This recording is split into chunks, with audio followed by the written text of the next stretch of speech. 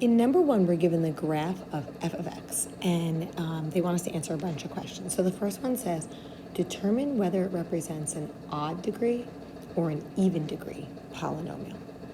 Okay, well, I mean, the easiest way to tell is if you look here, when you look on the left, it's opening down, whereas when you look on the right, it's opening up. If a function's opening in different directions, right, down and up, that means it's odd. If a function was opening in the same direction, so for example, like this, right?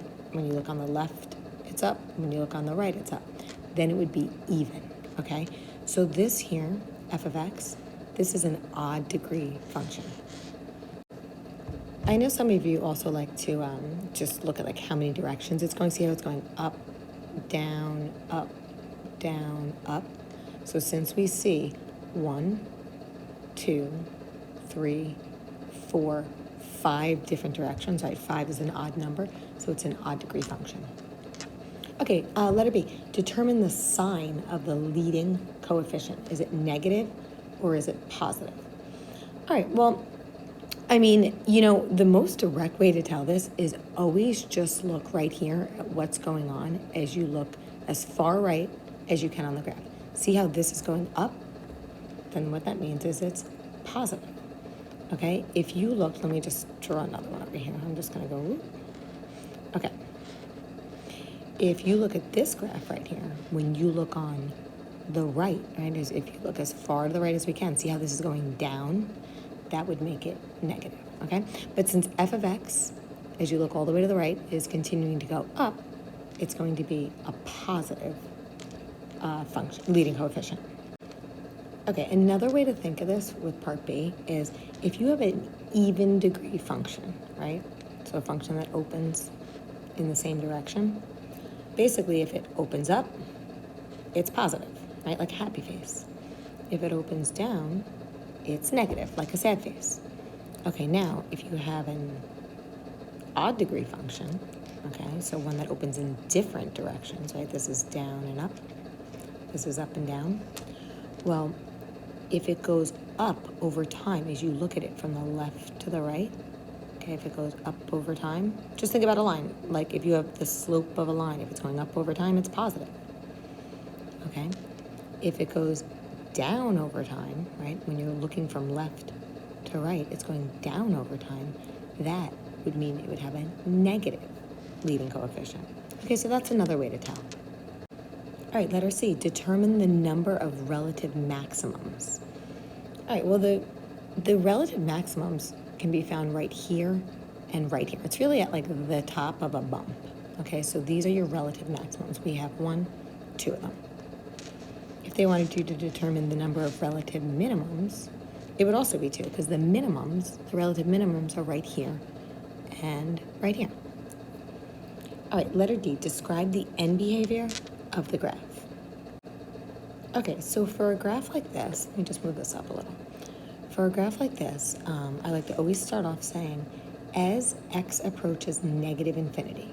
So here's the x-axis. As we're going towards negative infinity, as we're going to the left on the graph, okay, that's really what this means. As you go to the left, what's happening to the y values? Well, as we work our way to the left on the graph, right, just look as far left as you can. Here's the graph. What's happening? It's going down. Since it's going down, we could say that f of x, right, the y values are approaching negative infinity. Okay, now as x approaches positive infinity, so as you're going in the positive direction along the x-axis, doesn't that mean as you're going to the right? So let's go as far right on the graph as we can. See right here, what's happening to our graph? The further and further right we go on the graph, isn't the graph going up? So it's going up, we would say that the y values are approaching positive infinity. I just look at it like this, ready? Left, right. Okay, as you look on the left, we're down, so that's negative infinity. And as you look on the right of the graph, it's high, it's going up, so we're at positive infinity. Okay, number 2. Which statement regarding the function below is incorrect? All right, so I'm going to underline that. Let's make sure we're looking at the right thing. We want to know incorrect. All right, the first choice. There is 1 relative maximum and 2 relative minimums. All right, well, the relative maximum is right here at the top of this bump, and the relative minimums are right down here and here. So that is true. There's one relative max and two relative mins. So that's not our answer. Okay, choice 2. As x approaches negative infinity, so as we go to the left, the y values are approaching infinity. So the y values are going up. Well, let's see. As we go to the left, is our graph going up? Yes, it is. So that's true. All right, as x approaches positive infinity, so as we go to the right, on our graph, are the y values getting bigger and bigger? Yes, they are. It's going up. So this is a true statement as well. If this says positive infinity and positive infinity for the y values, it means up and up. So that's true. All right, that's not our answer. Choice 3, the degree of the polynomial is even. All right, well, we know that if the graph opens in the same direction, right, it's up and it's up, then it's an even function. So this is, again, a true statement. So I'm assuming choice 4 is the answer, but let's just read it. There is a negative leading coefficient. All right, so 2 ways to tell. If you have an even function, if it's opening up in both directions, right, like a happy face, that means that it has a positive leading coefficient, not a negative. The other way to tell is if you just look to the right of the graph. If your graph, no matter whether it's odd or even, if your graph is high, right, if it's going up, whether it's an odd or even function, then it's going to have a positive leading coefficient. So here, this is the incorrect statement, okay? This is not true. Okay, number 3, a sketch of R of x is shown below. So this is what we're given. All right, before I even read any further, I see we have a 0 at negative c, which has multiplicity of 2. We have a 0 at negative b, and we have a 0 at positive a. Now, I can kind of see what's going on here, but I'm just going to think about this. If we have a 0 at x equals negative c, doesn't that mean that we have a factor at x plus c? And remember, because it's bouncing off the x-axis, it has multiplicity of 2, so I'm going to put a square on this. Okay, now if we have a 0 at x equals negative b, doesn't that mean we have a factor at x plus b? And since it just cuts right through the x-axis, we don't have multiplicity. I'm not going to put an exponent on that factor. Okay, now if we have a 0 at x equals positive a, that means we have a factor at x minus a. Okay, we just reverse the signs. And again, it's going through the x-axis, so our exponent here is just going to be a 1. Now they tell us this is a sketch of R of x, so I'm just going to throw an R of x in front of this. Okay, we don't know what the leading coefficient is, but if we look at our answer choices over here, right, they're not putting a leading coefficient anyway. So it looks like choice 4 is going to match up, right? We have the x plus c squared, we have the x plus b, and we have the x minus a. They just rearranged them in alphabetical order. Okay, so choice 4 is the answer. All right, number 4, the graph of f of x is shown below. Determine an equation for f of x.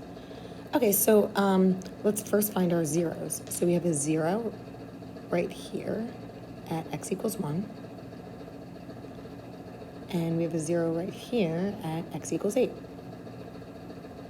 Okay. It says determine an equation for f of x. So I'm going to first start off by writing f of x equals. All right, now, let's see, have a factor. Well, we have a 0 at x equals positive 1.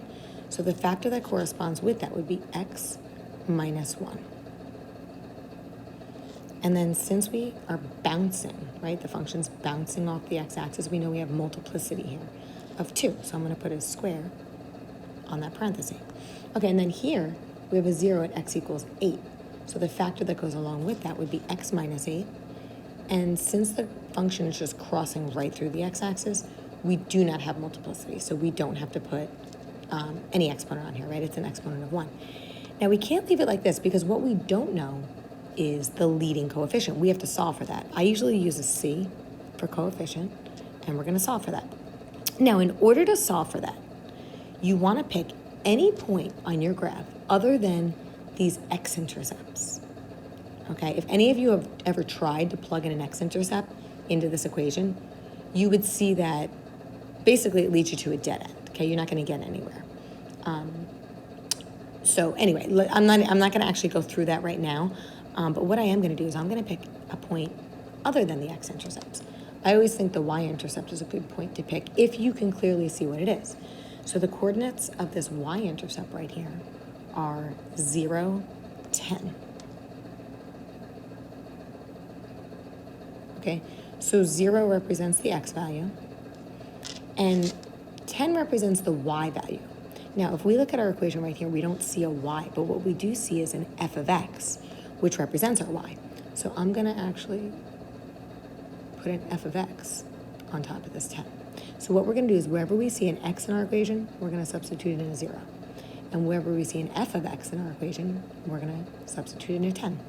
Okay, so this says f of x, so I'm going to replace that with 10. We don't know c, that's what we're solving for, so I'm going to bring that down. And then here we see an x, so I'm going to replace that with a 0. So we'll have 0 minus 1 squared. Okay, now, I see another x, so I'm going to replace that with a 0. And at this point, we're going to solve for c.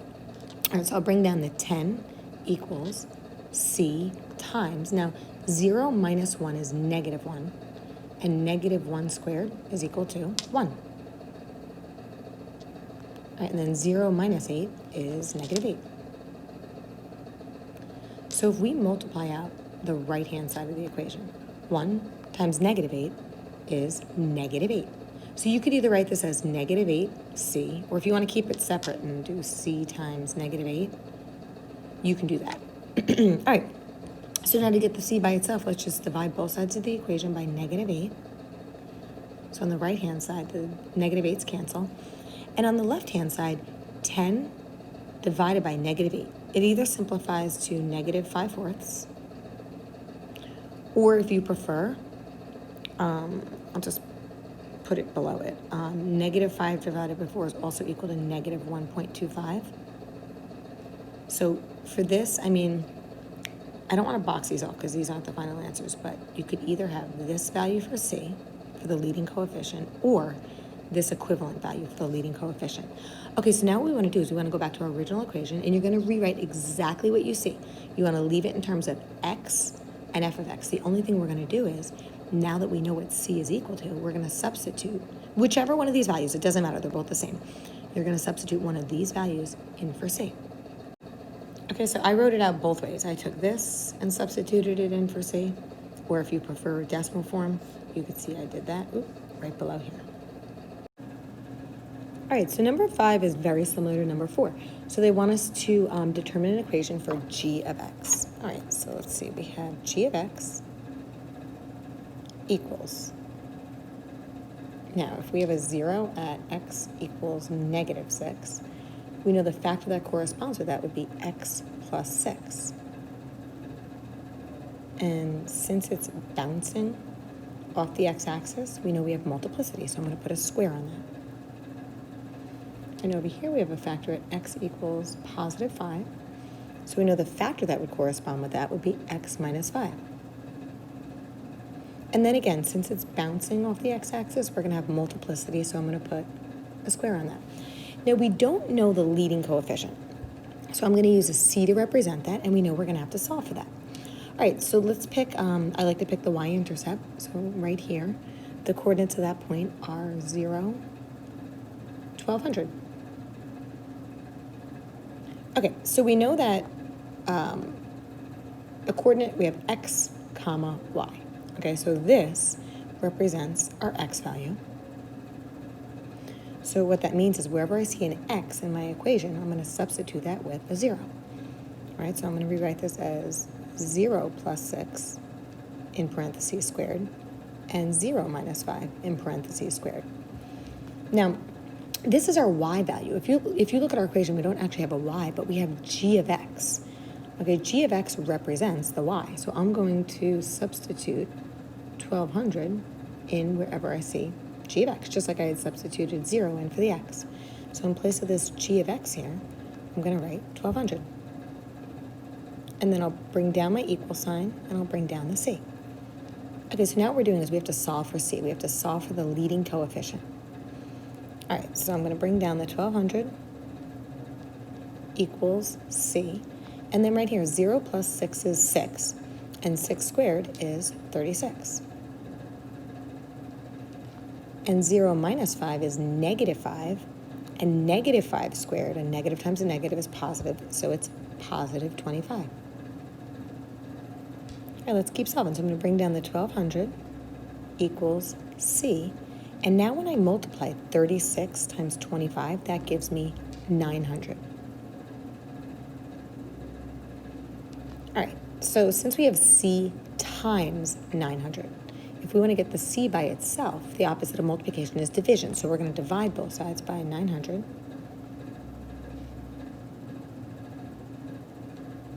All right, so the 900s cancel. I could bring down my C. And then 1200 divided by 900, or 12 divided by 9, right? That just simplifies to 4 over 3, 4/3. Now, one thing I want to point out, you do have to leave C as a fraction. Because if you had plugged in your calculator 4 divided by 3, I'll just do this off to the side. 4 divided by 3 is equal to 1.3 repeating. And you don't want to round that, right? And you definitely don't want to write 1.3 bar. But you don't want to round this. You always want to write the exact value if you can. And this fraction is the exact value, okay? So here, 4/3 is really the only, value that we're going to plug in for C. Okay, we don't want to write it as a fraction. So now what we have to do is we have to go back to our original equation, and we want to leave it in terms of g of x and in terms of x, but we're going to substitute 4/3 in for C because we just found that. Okay, so our final equation will be g of x equals, and again, in place of C, we now know it's equal to 4/3. So 4/3 times x plus 6 squared. I'm just bringing everything else down. Times x minus 5 squared. So this is our equation. And if you wanted to check it, it's super easy to do. You could just go to y equals in your calculator and plug in this. And you will have to change your window. Okay, you're going to have to hit window and change the x min should be at -10 and the x max should be at +10. But you're going to need to change your y max to be 2000 if you want to see this graph. All right, let's take a look at number 6. All right, on the axes below, sketch a possible function. So yours may look different than mine. P of x that meets these criteria. And when they say that A, B, and C are positive, it just means we have x minus a positive number. So what that means is you're keeping the sign that's here. So for example, if B were a negative number, wouldn't x minus negative b be x plus b? So what they're basically telling you is when they are giving you that they're positive, they mean don't change the signs in here, okay? Leave the signs that you see. All right, so let's think about this. So the first thing they tell us is here we have a negative a. A is just representing some value, some number. So we have a negative leading coefficient.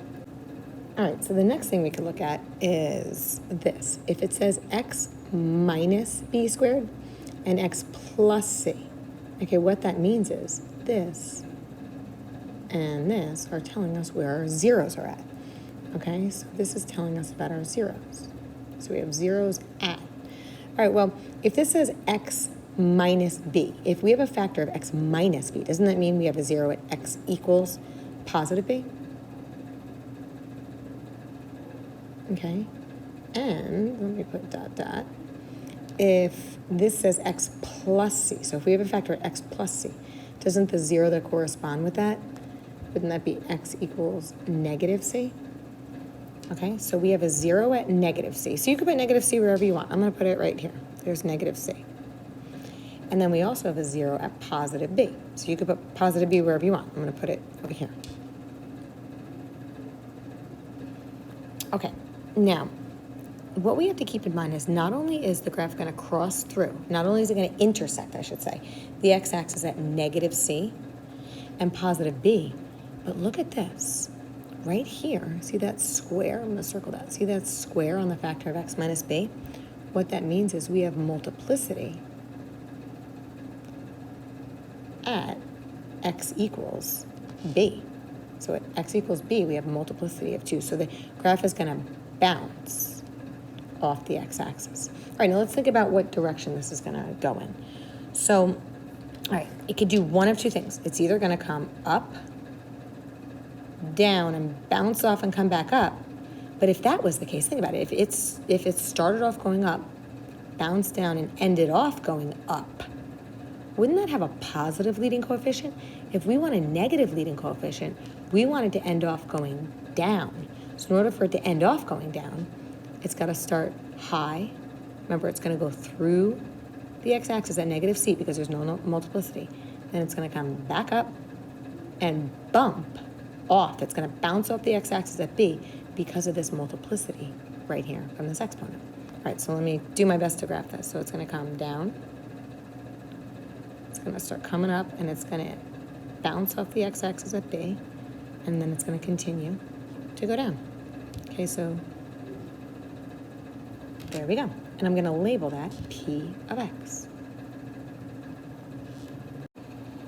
All right, so number 7 says, which equation could represent the graph below? All right, well, let's take a look at this. So we have zeros at x equals negative 2. We have a 0 right here at x equals 1. And then we have another 0 at x equals positive 3. All right, so if we have zeros at this spot, the factors that would go along with that would be x plus 2. Remember, you reverse the signs. X minus 1. And then x minus 3. So the question here wants to know which equation. I mean, technically, these aren't equations. These should have an equal sign if they're equations. But they want to know which equation could represent the graph that's shown in the diagram. All right, so let's see. I'm going to rule out number 1, because that says x minus 2, and we have an x plus 2. So I'm going to rule that one out. Oh, take that out of there. Number 2 has an x plus 2, which we have. Number 3, choice 3 has an x minus 3, which we have. And choice 4 has an x plus 3, which we don't have. So I'm going to rule out choices 1 and 4, so we don't have to worry about those. All right, so let's start with choice 2. Choice 2 says x plus 2, which we see right here. Now, it also has a trinomial. So what I'm going to do is I'm going to multiply these together and see if it gives me that trinomial. If it doesn't, then I'm going to have to go down to choice 3. Choice 3 has this x minus 3. And then it also has a trinomial, so I would multiply together these two to see if it gives me this trinomial. All right, so let's try that. I'm going to start with choice 2. So choice 2, we have the x plus 2. I'm just going to take that and bring it down. And then if I double distribute, I would get x times x is x squared. X times negative 3 is negative 3x. Negative 1 times x is negative x. And negative 1 times negative 3 is positive 3. All right, so let me bring down my x plus 2. And then here, if I combine my like terms, negative 3x and negative 1x is negative 4x. So it leaves me with x squared minus 4x plus 3, which actually is exactly what, look at that, choice 2 says. So that's my answer. Another way to do this, which would be super easy, would be to just go to y equals in your calculator and plug in each of the answer choices one by one and hit graph to see which one looks just like this. Okay, the next one, number 8. Which of the following is not a factor of this given polynomial? Now here's the deal. I mean, you could try to factor this by hand. If you tried to do this by grouping, you would run into a dead end. You wouldn't wind up with the same expression within the parentheses. So when that happens, we can use the graph to help us find factors. So I'm going to go to y equals in my calculator, and I'm going to graph this function right here. Okay, so we can see that we have zeros at x equals negative 1, x equals positive 3, and x equals 8. So what that means is the factor that corresponds with a 0 of x equals negative 1 would be x plus 1. All right, so it's not going to be this answer choice. The factor that corresponds with a 0 of x equals positive 3 would be x minus 3. So it's not going to be that. And then the factor that corresponds with the 0 of x equals positive 8 would be x minus 8. All right, so I guess choice 3 is out as well. So choice 2 is our answer. All right, so number 9, it's a similar type concept as number 8 was. Which of the following has a factor of x plus 8? Okay, so if it has a factor of x plus 8, I just wrote this up. It means that it has a 0 at x equals negative 8. All right, so I mean, honestly, you can go to y equals in your calculator and you can just graph these one by one and see which one crosses through or touches the x-axis at x equals negative 8. Okay, once you graph choice 3 right here, okay, I just did it in my calculator. This is a sketch of what it looks like. You'll see that the graph crosses through the x-axis at negative 8. So that means this is the one that also has to have a factor of x plus 8. So this is our answer. All right, so number 10, this is review. This one's actually just asking us to take it and factor it. So let's think about our steps of factoring. Now, first of all, our expression is written in standard form. Oh, wait, let me get rid of this. Sorry about that. Okay, our expression is written in standard form. We have our biggest exponent first, right? X squared, then x to the first, and then no x's. So we can, jump right into factoring. So the first step in factoring is, can I pull out a greatest common factor? Well, you can. The biggest number that divides evenly into all three terms is 2. So I'm going to pull out a 2. So that's going to leave me with 6x squared minus 19x plus 10. Okay, now I want to look at my trinomial in here and say, well, can I factor that further? Well, since we have a number other than 1 in front of the x squared term, we're going to try to do factor by grouping to factor this further. So this is what I mean. Let me first bring down my 2. And when you do factor by grouping, you bring down your first term. Okay, I'm going to leave a big space right here. And then I'm going to bring down my last term. And to fill in that space, I need to come up with two numbers that multiply to our rainbow number of 60. Okay, I got that 60 by multiplying together the 6 and the 10. So we have to come up with two numbers that multiply to 60 and that add to negative 19. All right, so you may have to do a little bit of trial and error, but when you do, you wind up getting negative 4 and negative 15. You could write them in either order. Now, since this middle term has an x on it, we need to attach x's to these two values. All right, and now this is why it's called grouping. What we're going to do, let's first bring down the 2 in the parentheses. We're going to group together our first two terms and group together the last two terms. So out of the first two terms, the GCF, the greatest common factor that we can pull out, is 2x. And when we do, we're left with 3x minus 2 in parentheses. All right, now to the last two terms, we could either pull out a positive 5 or a negative 5. But keep in mind, when we pull it out, we want to be left with a positive 3 and a negative 2 in parentheses. So, I mean, you could just say this, right? See how this goes positive, negative? This does the opposite. This goes negative, positive. When these signs are opposite of what we have in our parentheses, it tells us we're going to have to pull out a negative. So I'm going to be pulling out a negative 5. And here's why. Negative 15x divided by negative 5 is positive 3x.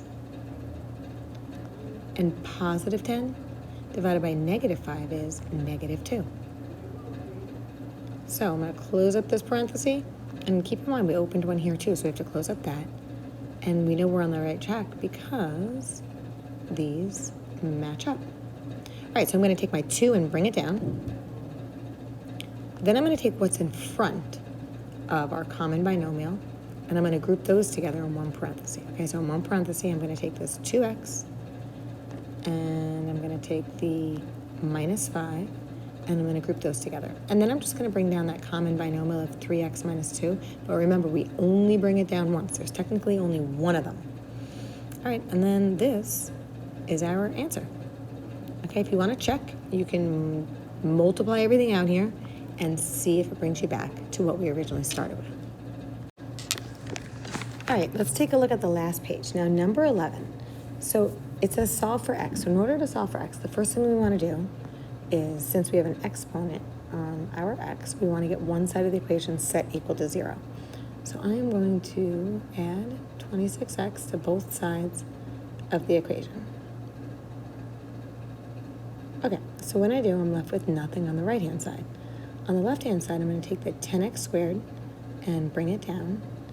And then when I combine the negative 2x and the positive 26x, that'll give me positive 24x. And I can bring down the plus 12. All right, now I don't know if you noticed, but all of these numbers are even. So it means they're divisible by 2. So since I can divide each of them by 2, I'm going to do that. It's going to make my problem a little easier. So what I can do is I can divide the left-hand side of the equation by 2, as long as I also do the same thing to the right-hand side of the equation. All right, so then 10x squared divided by 2 would be 5x squared. 24x divided by 2 would be positive 12x. And 12 divided by 2 would be positive 6.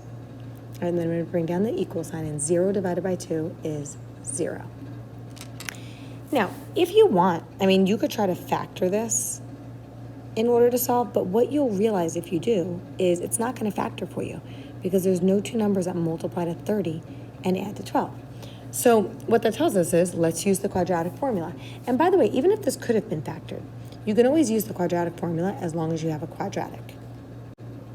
All right, so here is our quadratic formula. So let me just move the page up a little. Okay, so we know that we have, let's just see, it goes A, B, and C. Okay, so our A equals 5, our B equals 12, and our C equals 6. So we're going to take these values and substitute them into our formula.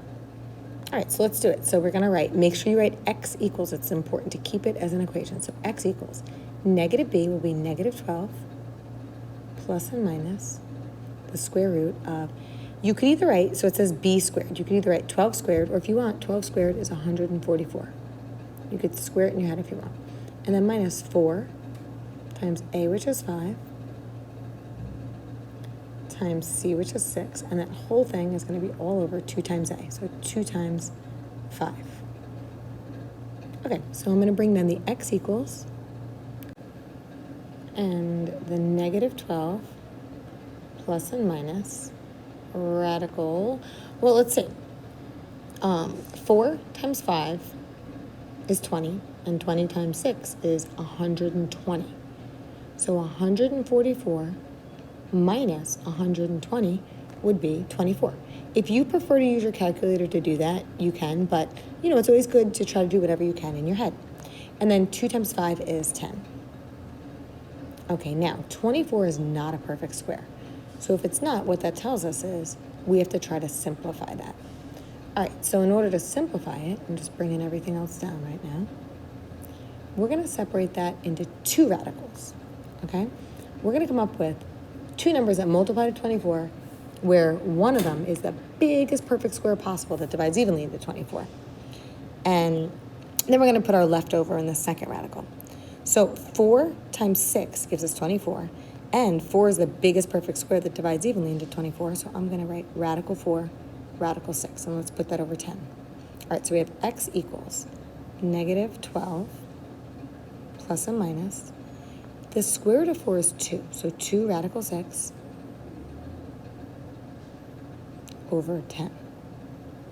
Okay, so now we're at that point where we can look at all of these numbers on the outside of the radical. So we have a negative 12, a 2, and a 10, and we want to say, what's the biggest number that divides evenly into all of them? Well, the biggest number that divides evenly into all of these is 2. So I'm going to divide them all by 2. So when I do, negative 12 divided by 2 is negative 6. Bring down the plus and minus. 2 divided by 2 is 1. So you could either write 1 radical 6 or just radical 6. I'm going to just write radical 6. And I'm going to divide that by, 10 divided by 2 is 5. So this is my final answer. Negative 6 plus and minus radical 6 over 5. And one thing I want to point out, when you are dividing these numbers by 2, do not try to divide the number under the radical by 2, okay? That stays put. That stays as is. You just bring it right down. Also, another thing I want to point out, I want to backtrack up to this step. Please do not try to simplify the negative 12 and the 10 at this point, okay? Please don't try to write this as negative 6 over 5 at this point, because isn't there a 1 in front of this radical? And if you want to simplify these two numbers, you have to be able to simplify the number in front of the radical as well. So if you can't simplify all three numbers, then you can't simplify. Once we got down to this step, this is where we can simplify all three numbers outside of the radical, and that's why we were able to simplify. All right, let's take a look at number 12. All right, this one also asks us to solve for a variable. So here we're solving for m. Okay, so first thing we want to do is we want to move everything to one side of the equation. I'm going to move this 2m to the left-hand side, and when I do, it becomes a negative 2m. All right, so I'm going to order my terms so that I have the term with the biggest exponent first. So we're going to have the 2m squared first. Then this 2m, when I bring it over, becomes a negative 2m. And then I'm going to bring down my minus 11. And I can write equals 0. And it's super important, if this is an equation, right, this equal sign makes it an equation, make sure you keep it as an equation. So don't forget to write that equals 0. All right, if you want to try to factor this, you can, but you're going to realize you can't, so we're going to use the quadratic formula. Now this time, instead of writing x equals, we're solving for m. We're going to write m equals. So m equals. All right, now off to the side here, I'm going to write a, b, and c. So a equals 2, b equals negative 2, and c equals negative 11. All right, so we're going to plug in our numbers. So we know that the quadratic formula says that our variable that we're solving for is equal to negative b. So if we have a negative 2, that's going to become positive 2, and then plus and minus the square root of b squared. Now you could write it one of two ways.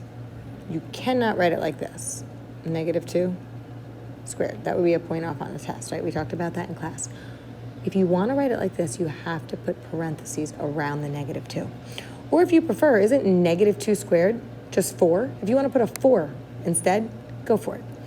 Okay, and then we're going to write minus 4 times a, which is 2, times c, which is negative 11. All right, that whole thing is going to be over 2 times a, so 2 times 2. All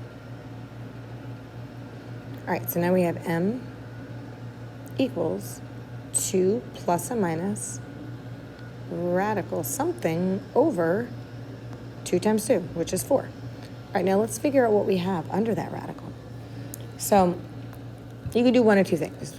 You can, honestly, you could plug this whole thing in your calculator exactly like you see it, but without putting the radical, or you could do it by hand.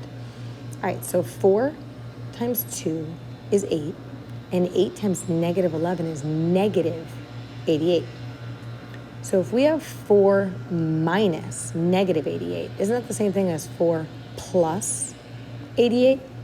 So 4 plus 88 would be 92. If you had plugged it in your calculator, that whole entire thing all at once, you would see you get the same answer.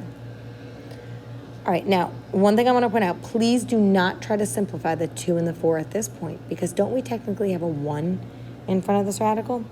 And you can only simplify, if all three numbers are divisible by something. But you're not going to simplify a 1, so we're not, at this point, we really can't simplify. All right, unless you want to make kind of like more of a mess. All right, now 92 is not a perfect square. So what we're going to do is we're going to simplify that radical. Okay, so we want to break up radical 92 into 2 separate radicals. And one of those has to be the biggest perfect square that divides evenly into 92. Well, it winds up that 4 is the biggest perfect square that divides evenly into 92. Okay, it's a small number, but that's all, that divides evenly into there. So 4 times 23 gives you 92. All right, so then since the square root of 4 is equal to 2, we can, you could just either cross it off and make it a 2, or if you want to rewrite it, we could write 2 plus or minus 2 radical 23 over 4. Okay, so now we have a number in front of our radical. So now we could look at these three numbers and say, well, what divides evenly into all of them? How can I simplify? Well, 2 is the biggest number that divides evenly into all of these. So if you want to divide everything by 2, it would give you m equals 1 plus or minus 1 radical 23, right? These become 1s because we're dividing by 2. But you don't have to write 1 radical 23. You could just write radical 23. And then that's going to be over, well, 4 divided by 2 is 2. So So this is our final answer. This is what m is equal to. And if you wanted to check to see, if we solved it right, you can take 1 plus radical 23 over 2 and substitute it in for m into both sides of the equation and see if it checks. If the one with the plus works, then 1 minus radical 23 over 2 will work as well. So you only have to check one of them. All right, now on to number 13. Okay, they want us to determine the zeros of this function. All right, it doesn't say whether to do it algebraically or graphically. So if you want to try it graphically, you can. We know that if we were to graph this, the zeros are where the graph intersects the x-axis. All right, so I'm going to plug it in my calculator and see what we have. All right, so I put this in my calculator, and it looks like this is what we have going on here now. All I can really see is it looks like it intersects the x-axis at -3 and +3, but this is a 5th degree function. Doesn't that mean we could have up to 5 answers? So I'm not really trusting this graph here, okay? I'm gonna actually take this out of here. I'm gonna do this algebraically, so let's get rid of that. Okay, so if we wanna do this algebraically, if you wanted to determine the zeros, you would just set the function equal to 0. Okay, so I just took this and set it equal to 0. All right, so we're just gonna factor and then solve. All right, so it looks like here I can pull out a 2 as well as an x out of each term. So let's factor out a 2x, which would leave me with x to the 4th minus 17x squared plus 72. All right, I'm gonna bring down the equal 0. Okay, so now from here, I have a trinomial, so I'm gonna see if I could factor this further. All right, so let me first bring the 2x down. All right, and since there's a 1 in front of my first term, this says x to the 4th, I know it's kind of a sloppy 4, but since there's a 1 in front of this first term, we do not have to do the rainbow and factor by grouping. I know some of you like to do that, but it takes a lot longer and it creates more room for error. The more steps you do, the more room there is for error. So I'm going to set up 2 sets of parentheses, and since this is an x to the 4th, let me put x squared in the first spot in each parenthesis. And then I have to come up with 2 numbers that add to -17 and that multiply to +72. Sorry, that looks like a 12. I was like, that's not going to pan out. Okay, so it looks like it's going to be -9 and -8. And then let me bring down my equal 0 so I don't forget. Now you could do one of 2 things. You could factor this further, or if you want to just make a t-chart right now with how we have it, you can do that. I'm gonna actually make the t-chart right now because these 2 factors look very similar. So we're gonna solve them the same way. All right, so let's take each factor and set it equal to 0. So 2x equals 0, x squared minus 9 equals 0, and then x squared minus 8 equals 0. And then we're just gonna go through and we're gonna solve each of these one at a time. All right, so let's start with this one. 2x equals 0. If we wanna get the x by itself, we just divide both sides of the equation by 2. So I'm left with x equals, 0 divided by 2 is just 0. So x equals 0. All right, there's one solution. Now in the next one, I'm gonna add, it looks like a 4, but that's a 9. I'm gonna add 9 to both sides of the equation, which leaves me with x squared equals 9. And then when I take the square root, right, to get rid of a square, we take the square root, we're left with x equals, now don't be fooled, don't just put 3. Okay, we don't want to get tricked here. Remember, if we have an x squared, it means we can have up to 2 solutions. So what we do here is we put a positive as well as a -3, because +3 squared, right, 3 times 3 is 9. But isn't -3 squared, if we were to plug in -3 here, isn't -3 times -3 also +9? Okay, so here we wind up with +3 and -3. So far we have 1, 2, 3 answers. Now let's see what happens over here. We're gonna solve this the same way we did this middle factor. All right, so I'm gonna add 8 to both sides of my equation, leaving me with x squared equals 8. And then to get rid of the square, let's take the square root. So we have x equals. Now again, we're gonna write plus and minus. And 8 is not a perfect square, so we're going to break it down. We're going to put 2 separate radicals.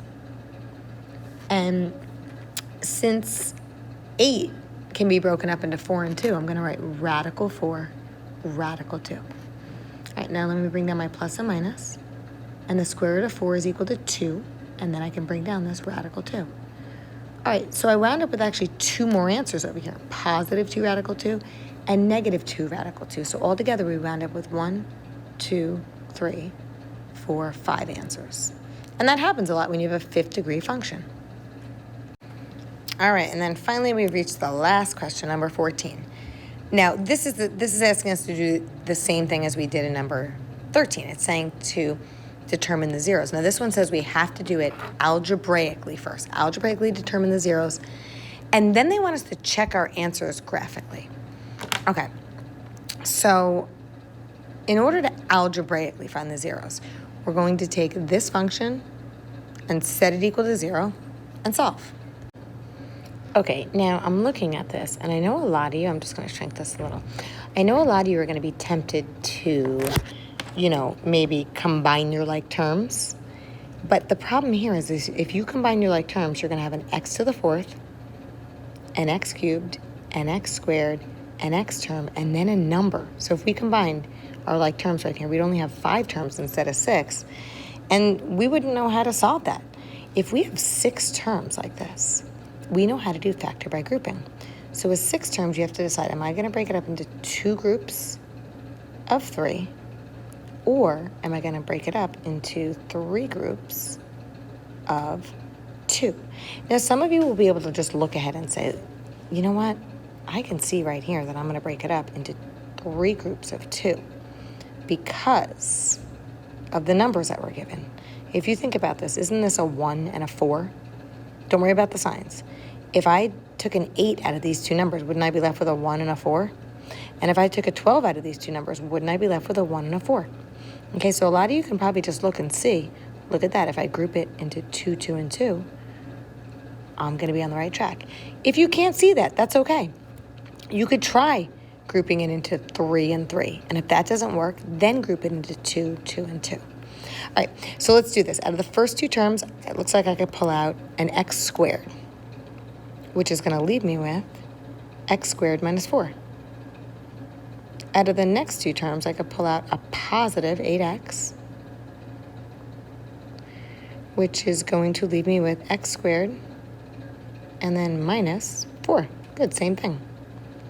Out of the next 2 terms, we could factor out a positive 12, which will leave us with x squared and then minus 4. And I'm going to bring down the equals 0. All right, so we know we're on the right track because, look, we have x squared minus 4 in all of these. So now what we do is we take what's in front of our common parentheses. So we take these 3 terms, and we're going to group them together within their own separate parenthesis. And then I'll take that common factor of x squared minus 4, and let's bring that down as well. Okay, so here, if we look at these, we can factor further, right? Let's look at this trinomial first. With the trinomial, as long as the leading coefficient is a 1, we can set up 2 sets of parentheses. And since this is an x squared, I'm going to put an x in the first spot in each parenthesis.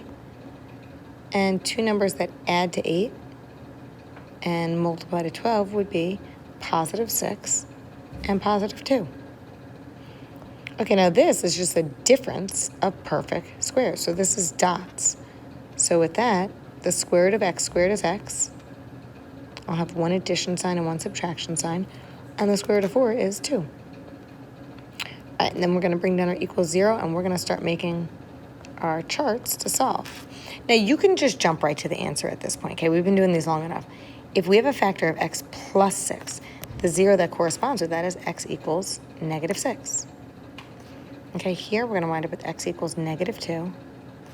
Again, we wind up with x equals negative 2. And then over here, we wind up with x equals positive 2. So even though this was a 4th degree function, we really only wind up with 1, 2, 3 answers because this is a repeated root. That means we have multiplicity. Okay, so you can either circle this, this, and this. You don't have to circle the repetitive one. Or if you want, you can put your answers in curly brackets and you can write them out in ascending order, which means from least to greatest. Okay, now, this question also does say to check your answer graphically. Okay, so all of this was algebraically. Now we're going to check it graphically. All right, so we're going to need our calculator for this. So what I'm going to do is I'm going to go to y equals in my calculator, and I'm going to plug this in. Okay, I'm going to just draw on my paper what I see in my calculator. So let me do that over here. All right, so it looks like, let's see, 1, 2, 3, 4, 5, 6. At x equals -6, we have a 0. At x equals -2, we have a 0. And then at x equals +2, we have a 0.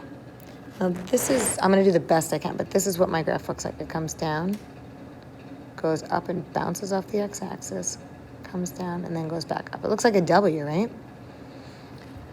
Okay, so basically, we have a 0 at x equals -6, which matches up with this. We have a 0 at x equals -2, and because it's bouncing off the x-axis, it means, look, we had a repeated root. And then here, we have a 0 at x equals +2. So we checked it graphically, and look at that, it all checks out.